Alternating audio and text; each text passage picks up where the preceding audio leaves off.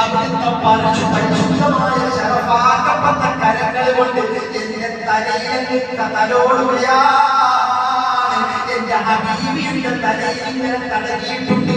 ഞാൻ അന്ന് മുതൽ എന്റെ ഹബീബിന്റെ കൈയുടെ സ്പർശനം എന്റെ തലയിലേറ്റതിനു ശേഷം ഞാൻ തീരുമാനിച്ചു എന്റെ ഹബീബായ നബിയുടെ മഹാനായ പ്രവാചകന്റെ പരിശുദ്ധമായ കരങ്ങളിൽ അതിന്റെ തലയിലെ മുടിയുമായിട്ട് ചേർന്നതാണല്ലോ. ഈ മുടി ജീവിതത്തിൽ ഞാൻ വെട്ടിക്കളയുകയില്ല എന്ന് ചിന്തിച്ചിട്ട് ആ മുടിയങ്ങോട്ട് ചുരുട്ടി വളർന്നതിനനുസരിച്ച് ചുരുട്ടി കെട്ടിവെക്കുകയാണ്. എന്നിട്ട് പറയുന്നു, ഞാൻ മരിക്കുന്നത് വരെ ഈ മുടി ഞാൻ മുറിക്കുന്ന പ്രശ്നമില്ല. അല്ലാഹുവിന്റെ ഹബീബ് തടകിയ എന്റെ ഈ മുടിയുണ്ടല്ലോ, ഈ മുടിയുമായിട്ട് എന്നെ നാളെ മരിച്ചിട്ട് ഖബറിറങ്ങുമ്പോൾ അല്ലാഹുവിന്റെ ഹബീബിന്റെ കരസ്പർശനമേറ്റ മുടിയുമായിട്ട് ഖബറിൽ കിടക്കുമ്പോൾ മുൻകറിനെ കീഴ്വന്നെ സമീപിക്കുമ്പോൾ ആ സമയത്ത് എന്റെ ഹബീബിന്റെ മുടിയുണ്ടല്ലോ, എന്റെ ഹബീബ് ആ തടകിയ മുടിയുണ്ടല്ലോ, അത് എനിക്കൊരു ധൈര്യമാണ്. എനിക്ക് ഖബറിൽ അതൊരു നേരം പോകാൻ എന്ന് ചിന്തിച്ച അബൂ മഹ്ദൂർ റളിയല്ലാഹു അൻഹുവിന്റെ ഇശ്ക്, പ്രേമം, സ്നേഹം എന്റെ പ്രിയപ്പെട്ടവരെ നമുക്ക് അളന്ന് തീർക്കാൻ സാധിക്കുമോ? അവിടുന്ന് തടകിയ ആ ഭാഗം അത് കൃത്യമായി രേഖപ്പെടുത്തിയിട്ട് ആ മുടി പിന്നെ അബൂ മഹ്ദൂർ റളിയല്ലാഹു അൻഹു വെട്ടിയിട്ടില്ല. ബാക്കിയുള്ള ഭാഗത്തെ മുടികളെല്ലാം വെട്ടി അതിങ്ങനെ വളരുന്നതനുസരിച്ച് അതിനെ വൃത്തിയാക്കി ചുറ്റിയങ്ങോട്ട് തലയുടെ ഉച്ചിയിൽ കെട്ടിവെച്ചു. അബൂ മഹ്ദൂർ റളിയല്ലാഹു അൻഹു എന്നിട്ട് പറഞ്ഞു, ഈ മുടിയുമായിട്ടാണ് എനിക്ക് ഖബറിലേക്ക് പോകേണ്ടത്. മുൻകറിലെ കീറി വരുമ്പോ എനിക്ക് എന്റെ ധൈര്യം പിന്നാരെ തടകിയ മുടിയാണ് മക്കളെ എന്ന് അബൂ മഹ്ദൂർ റളിയല്ലാഹു അൻഹു തന്റെ മക്കളോട് പറഞ്ഞ രംഗം എന്റെ പ്രിയപ്പെട്ടവരെ ചരിത്രത്തിന്റെ താളുകളിൽ നമുക്ക് വായിച്ചെടുക്കാൻ സാധിക്കുന്നു. നിങ്ങൾ കണ്ടോ, മുആവിയ റളിയല്ലാഹു അൻഹു ചരിത്രത്തിൽ നിങ്ങൾ പഠിക്കുന്ന ഭരണമുണ്ടല്ലോ, മുആവിയ റളിയല്ലാഹു അൻഹു അവിടുത്തെ മരണമാജരായപ്പോൾ മരണശയ്യയിലാണ്, ചക്രവർത്തിയാണ്. അതേപോലെ ചക്രവർത്തിയായ മുആവിയ റളിയല്ലാഹു അൻഹു അല്ലാഹുവിന്റെ റസൂലിന്റെ പ്രിയപ്പെട്ട മെമ്പറാണ്, സ്വഹാബത്തിൽ പ്രമുഖനാണ്. ആ മുആവിയ റളിയല്ലാഹു അൻഹു അവിടുത്തെ മരണമാജരാകുന്ന മരണശയ്യയിൽ കിടക്കുമ്പോ മക്കളെ വിളിച്ചിട്ട് തന്റെ തലയുടെ ഭാഗത്ത് ഒരു പൊതിയെടുത്ത് കൊടുക്കുകയാണ്. മക്കളോട് കുടുംബങ്ങളുടെ കയ്യിൽ കൊടുക്കുകയാണ്. എന്നിട്ട് പറയുന്നു, മക്കളെ എനിക്കൊരു വസിയത്തുണ്ട്. വാപ്പ ഇനി അധികകാലമില്ല. വാപ്പ ഈ ലോകത്തുനിന്ന് വിട പറയാൻ ഏകദേശം കാണിച്ചിരിക്കുകയാണ്. എന്റെ അവസ്ഥ ഇപ്പോൾ അങ്ങനെയാണ്. മരണത്തെ ഞാൻ മുഖാമുഖം കാണുകയാണ്. പക്ഷേ മരിച്ചിട്ട് നാളെ ഖബറിലേക്ക് ചെല്ലുമ്പോൾ മുൻകറിനെ കീറി എന്നെ സമീപിക്കുന്ന രംഗം എനിക്ക് ഭയമാകുന്നു മക്കളെ. ആ സമയത്ത് മുൻകറിനെ കീറിന്റെ ചോദ്യങ്ങൾക്ക് ശരിയാവണ്ണം മറുപടി പറയാൻ എനിക്ക് സാധിക്കുമോ? അതോർത്തിട്ട് എനിക്ക് സമാധാനമില്ല.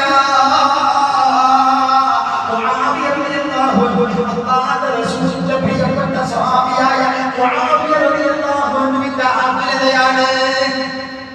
കൂട്ടത്തിൽ ഞാൻ ഓർമ്മപ്പെടുത്തട്ടെ, നമ്മളോട് അങ്ങോട്ട് പോകേണ്ടവരാ. നമ്മളെ സമീപിക്കും മുൻകറിനെ കീറാനൈഹി വസലാം. നമുക്ക് എന്ത് ധൈര്യമാണ് സമയത്തുള്ളത്. അല്ലാഹു നമുക്ക് ധൈര്യം തരട്ടെ. ആ സമയത്ത് അല്ലാഹു നമുക്ക് ധൈര്യം തരട്ടെ. ശരിയായ മറുപടി പറയാൻ നമുക്ക് തൗഫീഖ് നൽകേണ്ട. മറുപടി പറഞ്ഞാൽ പിന്നീട് നിന്റെ ലോകം അത്ഭുതങ്ങളുടെ ലോകമാണ്. മരണത്തോടുകൂടി പിന്നെ സഞ്ചാരങ്ങളിലേക്ക് മരിച്ചു കഴിഞ്ഞാൽ പിന്നെ എല്ലാത്തിനും കിടക്കുന്നതല്ലേ? അങ്ങനല്ലേ? ബിസിനസ്സുകാരും യുക്തിവാദികളും എന്ന് വേണ്ട ഈശ്വരവാദികളും സമുദായത്തിലെ ചെറുപ്പക്കാരും മുഴുവൻ ഹലാക്കാക്കാൻ, നശിപ്പിക്കാൻ പ്രിയപ്പെട്ടവരെ ഇറങ്ങി തിരിച്ചു ചേട്ടാ ജീവിതം എന്ന് പറഞ്ഞാൽ ഇവിടെ ഇങ്ങനെ നടന്നു ആസ്വദിച്ചോളാം. പിന്നെ കിട്ടുന്നില്ല. ഈ ഭൂലോക പൊട്ടന്മാരും പറഞ്ഞ് പറ്റിക്കുകയാണ് സമുദായത്തിലെ ചില ചെറുപ്പക്കാരൻ. ഏതുമാകട്ടെ അങ്ങോട്ട് കിടക്കുന്നില്ല. മരണശേഷമാണ് എന്റെ പ്രിയപ്പെട്ടവരെ ജീവിതം. അതുകൊണ്ട് അതുകൊണ്ടാണ് മഹാന്മാര് കിട്ടിയ ദുനിയാവിലെ ജീവിതം മുഴുവനും ആഖിറത്തിന് വേണ്ടി സമ്പാദിച്ചത്, ആഖിറത്തിന് വേണ്ടി കഷ്ടപ്പെട്ടത്, ഉറക്കമില്ലാതെ അവർ അധ്വാനിച്ചത്. അവർക്ക് വിശ്രമം ഖബറിലാണ്, ഖബർ മുതൽ പിന്നീട് യാത്രയാണ്. എവിടെയൊക്കെ ആരെയൊക്കെ കാണാം മരിച്ചു കഴിഞ്ഞാൽ? നിങ്ങളെന്ത് വിചാരിക്കുന്നത്? മരിച്ചു കഴിഞ്ഞാൽ എല്ലാം തീർന്നതാണോ ധരിച്ചത്? മരണത്തോടുകൂടി ഇത് യാത്ര നടക്കുകയാണ്. ഇഷ്ടമുള്ള സ്ഥലത്തല്ല ആത്മാവ് ഇങ്ങനെ പോകും. പല മഹാന്മാരുടെ ആളാണെങ്കിൽ വിവിധങ്ങളുടെ സദസ്സിൽ ആത്മാവുണ്ടാവും. വിവിധങ്ങളെ കണ്ടിങ്ങനെ ആഹ്ലാദിച്ച് അന്തിച്ചു നിൽക്കുക ആത്മാവ്. മഹാന്മാരെയൊക്കെ ആത്മാവ് കാണും, സന്ദർശിച്ചു. കുടുംബത്തിൽ നിന്ന് മരിച്ചുപോയവരുടെ അടുത്തേക്ക് ആത്മാവ് ചെല്ലും. തന്റെ വാപ്പാടെ വാപ്പയിലേക്ക് ഇങ്ങനെ ആത്മാവ് കാണുകയാ. മരിച്ചു കഴിഞ്ഞാൽ ഇതൊന്നും ഇല്ലെന്നോ? മരിച്ചു കഴിഞ്ഞാലുള്ള ലോകം പഞ്ചേന്ദ്രിയങ്ങൾക്ക് ഗ്രഹിക്കുന്നുണ്ട് പ്രിയപ്പെട്ടവരെ. എനിക്കത് പറഞ്ഞു തീർക്കാൻ സാധ്യമല്ല. മഹാനായ മുആവിയ റളിയല്ലാഹു തആല അൻഹു എന്നെ പ്രിയപ്പെട്ടവരെ അവിടുന്ന് മക്കളോട് പറയുകയാ, നിങ്ങളെന്നെ കൊണ്ടുപോയി ഖബറടക്കി നിങ്ങളെല്ലാം പിരിഞ്ഞു പോകുമ്പോ ഞാൻ ഒറ്റയ്ക്കാണല്ലോ മക്കളെ ഖബറിൽ കിടക്കുന്നത്. ആരും തിരിഞ്ഞു നോക്കാനില്ലല്ലോ. ഇരുളിനാൽ പെയ്തിട്ട അതിഭീകരമായ ഖബർ ഞാൻ ഒറ്റയ്ക്ക് കിടക്കുമ്പോ എനിക്കൊരു ധൈര്യം വരണം മക്കളെ. എനിക്കൊരു ധൈര്യവും വരണം. എനിക്കൊരു പിടിവള്ളി വേണം. അതുകൊണ്ട് മക്കളെ ഈ പൊതി ഞാൻ നിങ്ങളെ ഏൽപ്പിക്കുകയാണ്.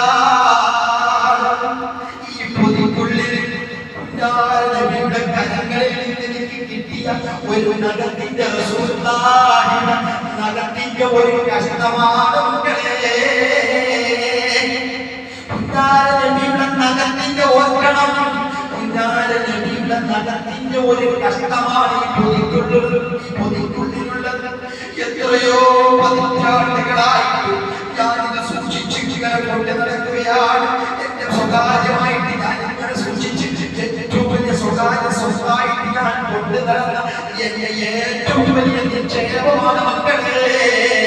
ഞാൻ മരിച്ചു കഴിഞ്ഞാൽ എന്നെ കുളിപ്പിച്ച് കൊണ്ടുവന്ന് പൊതിയുന്നതിന് മുമ്പ് കിടത്തിയിട്ട് ഈ നബിയുടെ നഖത്തിന്റെ കഷ്ണം നിങ്ങളൊന്ന് പൊടിക്കണം കേട്ടോ.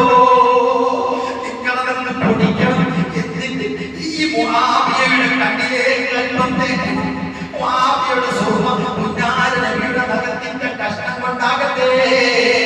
എന്നിട്ട് നബിയുടെ നഖത്തിന്റെ കഷ്ണം പൊടിച്ചത് എന്റെ വായിലൊന്ന് എന്റെ ചുണ്ടിലൊന്ന് വിതരണം മക്കളെ. നാളെ എന്നെ സമീപിക്കുമ്പോൾ ഹബീബിന്റെ നഖത്തിന്റെ ബലത്തിൽ എനിക്ക് ഹബീബിന്റെ നഖത്തിന്റെ ബറക്കത്ത് കൊണ്ട് എനിക്ക് മുങ്കറിന്റെ കീഴിന്റെ ചോദ്യങ്ങൾക്ക് മറുപടി പറയാം മക്കളെ.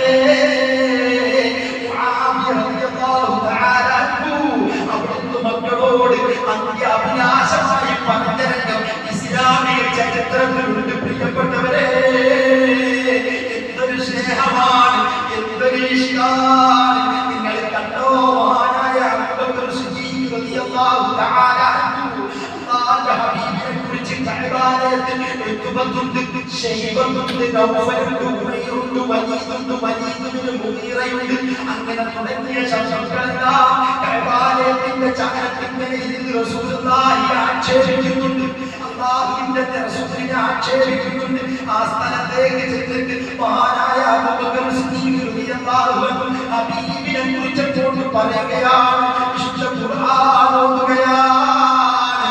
ഈ സമയത്ത് ഉത്ബത്തും ശൈബത്തും എഴുന്നേറ്റ് വന്നിട്ട് ഒരൊറ്റ അടിയന്റെ തലയിലേക്ക് വെച്ചു കൊടുത്തു. അബൂബക്കർ സിദ്ദീഖ് റളിയല്ലാഹു അൻഹു ബോധം കെട്ട് അടികൊണ്ടതോടുകൂടി കഅബയുടെ മുറ്റത്ത്, പരിശുദ്ധ കഅബയുടെ മുറ്റത്ത് മത്താഫിൽ മഹാനായ അബൂബക്കർ റളിയല്ലാഹു അൻഹു ബോധം കെട്ട് വീഴുന്നു.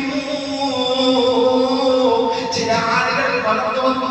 അബൂബക്കർ റളിയല്ലാഹു അൻഹു മക്കയിലെ മുതലാളിയാണ്. അബൂബക്കർ റളിയല്ലാഹു അൻഹു മക്കയിലെ പ്രമുഖനാണ്, പ്രമാണിയാണ്. ചില ആളുകൾ വന്നിട്ട് അബൂബക്കർ റളിയല്ലാഹു അൻഹുവിനെ ബോധം നഷ്ടപ്പെട്ട് കിടക്കുന്ന അബൂബക്കർ തങ്ങളെ താങ്ങിയെടുത്ത് ഉമ്മച്ചിയുടെ അടുത്ത് കൊണ്ടുപോയി കിടത്തി. ഉമ്മച്ചി തലയുടെ ഭാഗത്ത് നിന്നിട്ട് മോനെ നീയൊന്ന് കണ്ണു തുറക്കണം, അല്പം വെള്ളം കുടിക്ക് മോനെ, നീയൊന്ന് വെള്ളം കുടിക്ക്. ബോധത്തിൽ നിന്നും അല്പം തെളിഞ്ഞു വരുന്ന അബൂബക്കർ സിദ്ദീഖ് റളിയല്ലാഹു അൻഹുവിനോട് ഉമ്മച്ചി പറഞ്ഞപ്പോൾ അവിടുന്ന് പെട്ടെന്ന് ചോദിക്കുന്ന ചോദ്യം എന്തെന്ന അറിയുമോ? എന്നെ അടിച്ചതാരാ? അല്ലെങ്കിൽ മറ്റേതെങ്കിലും വസ്തുവിനെ കുറിച്ചല്ല, മക്കളെ കുറിച്ചല്ല. എന്റെ ഹബീബ് എവിടെ? എന്റെ പുന്നാര നബി എവിടെ? നബിയെ എനിക്ക് കാണണം. മോനെ നീ വെള്ളം കുടിക്കുമ്പോ നമുക്ക് പുന്നാര നബിയുടെ അടുത്ത് പോകയില്ല. എന്റെ ഹബീബിനെ എന്റെ നല്ല നേത്രങ്ങൾ കൊണ്ട് കാണാതെ, എന്റെ ഹബീബിനോടൊന്ന് സംസാരിക്കാതെ എനിക്ക് വെള്ളം വേണ്ട ഉമ്മ. അല്ലാഹുവിന്റെ സ്നേഹം, അവിടുത്തെ ഇഷ്ക്, അവിടുത്തെ പ്രേമം എങ്ങനെ നമുക്ക് പറഞ്ഞു തീർക്കാൻ സാധിക്കും?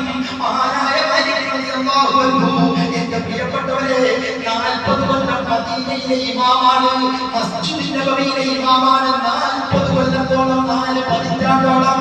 പക്ഷേ ഈ 40 വർഷത്തിൽ ഒരൊറ്റ ദിവസം പോലും, ഈ 4 പതിറ്റാണ്ട് ജോലി ചെയ്തിട്ട് ഒരൊറ്റ ദിവസം പോലും മദീനയിലൂടെ ഒട്ടകം പുറത്ത് യാത്ര ചെയ്തില്ല. മദീനയിലൂടെ ചെരുപ്പിട്ടുകൊണ്ട് മാലിക് ഇമാമ് നടന്നിട്ടില്ല. അവിടുത്തെ പലരും ചോദിക്കുന്നു, മാലിക് തങ്ങളെ നിങ്ങൾക്കൊന്ന് ചെരുപ്പിട്ട് നടന്നുകൂടെ? ആ സമയത്ത് എന്റെ ഹബീബ് ഉമ്മ ചുമക്കുന്ന മദീനയിൽ ചെരുപ്പിട്ടുകൊണ്ട് നടക്കുകയോ എന്ന് ചിന്തിച്ച മാലിക് റളിയല്ലാഹു അൻഹുവിന്റെ പ്രേമം എങ്ങനെയാണെന്ന് തീർക്കാൻ സാധിക്കും. അതുകൊണ്ടാണ് എന്റെ പ്രിയപ്പെട്ടവരെ ഞാൻ പറഞ്ഞത്, ഇതുപോലെ സ്നേഹിക്കപ്പെട്ട, ഇതുപോലെ ആദരിക്കപ്പെട്ട, ഇതുപോലെ ബഹുമാനിക്കപ്പെട്ട മറ്റൊരു നേതാവ് ലോക ചരിത്രത്തിലില്ല.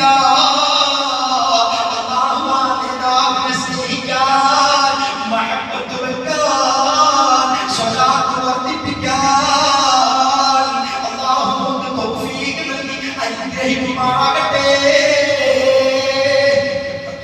സ്നേഹം, മുത്തുനബിയോടുള്ള സ്നേഹം, അത് മാത്രമേ നമുക്ക് ഇവിടെയും രക്ഷയുള്ളൂ, ആഖിറത്തിലും രക്ഷയുള്ളൂ. ഖബറിൽ സന്തോഷത്തോടെ ഖബറിൽ കിടക്കണോ? മഹബ്ബത്തു റസൂൽ ഹൃദയത്തിലേക്ക് രൂപഭൂതമാക്കിക്കോ. മഹാന്മാരൊക്കെ ഈ മഹബ്ബത്തിലൂടെ ജീവിച്ച് ആ മഹബ്ബത്തിലൂടെ മരിച്ചു പോയവരാണ് മുഴുവൻ നബിയാക്കൾ, മുഴുവൻ ഔലിയാക്കൾ, മുഴുവൻ മഹാന്മാരും.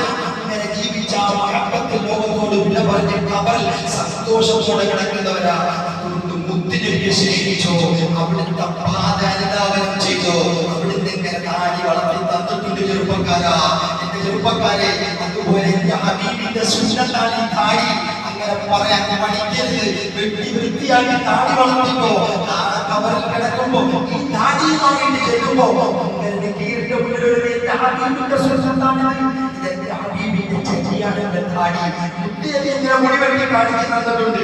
അങ്ങനെ മുടിവെട്ടി കുറെ ഭൗതികമായിട്ടുള്ള ചില ആളുകളുടെ പിന്നാമ്പുറത്തിൽ നടന്നിട്ട് നശിക്കാതെ, മന്ദബുദ്ധിയാകാതെ എന്റെ ചെറുപ്പക്കാരെ അനുധാവനം മുഴുവൻ മദീനയുടെ നായകനിലേക്കാകട്ടെ എന്ന് ഓർമ്മപ്പെടുത്തിക്കൊണ്ട് അല്ലാഹു ആ നേതാവിനെ സ്നേഹിക്കാൻ, സ്നേഹത്തിന്റെ ഏറ്റവും വലിയ അടയാളമാണ് സ്വലാത്ത്, മുത്തുനബിയുടെ സ്വലാത്ത്. ആ സ്വലാത്ത് ധാരാളം ചൊല്ലിക്കോ. നീ എത്ര മോശക്കാരനാണെങ്കിലും എല്ലാ തെറ്റിനും ആ സ്വലാത്ത് നിന്നെ ചിന്തിച്ചു മാറ്റി ഒരു സമ്പൂർണ്ണ മനുഷ്യനാണ് ആ സ്വലാത്ത്. ഇത്രയും പവർപരാമന ലോകത്ത് വേറെയില്ല.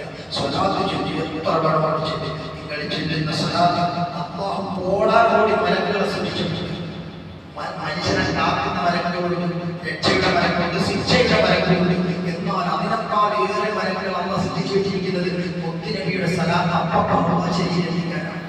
അപ്പപ്പ ശരീരത്തിക്കാനാണ്. ഈ ചെല്ലുന്ന സ്വലാത്ത് ഇന്നൊരു 100 സ്വലാത്ത് ചൊല്ലി നാളെ ആ സ്വലാത്ത് ചൊല്ലിയില്ലെങ്കിൽ മുത്തുനബി ഇങ്ങനെ അന്വേഷിച്ചു, എന്റെ അനുയായി സ്വലാത്ത് ചൊല്ലി എന്തു പറ്റി?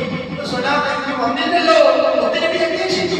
ഈ ചൊല്ലി സ്വലാത്ത് ചൊല്ലി ആ ഹുബിലായി മരിക്കാൻ കിടന്നാൽ മുത്തുനബി ആ സ്വലാത്ത് വരാതിരുന്നാൽ എന്റെ ഇന്നാള് വന്നില്ലല്ലോ, അങ്ങനെ സ്വലാത്ത് വന്നില്ല. അപ്പൊ മലക്ക് പറയും മരണശക്തിയില്ല. മുത്തുനബി എവിടെ വരും?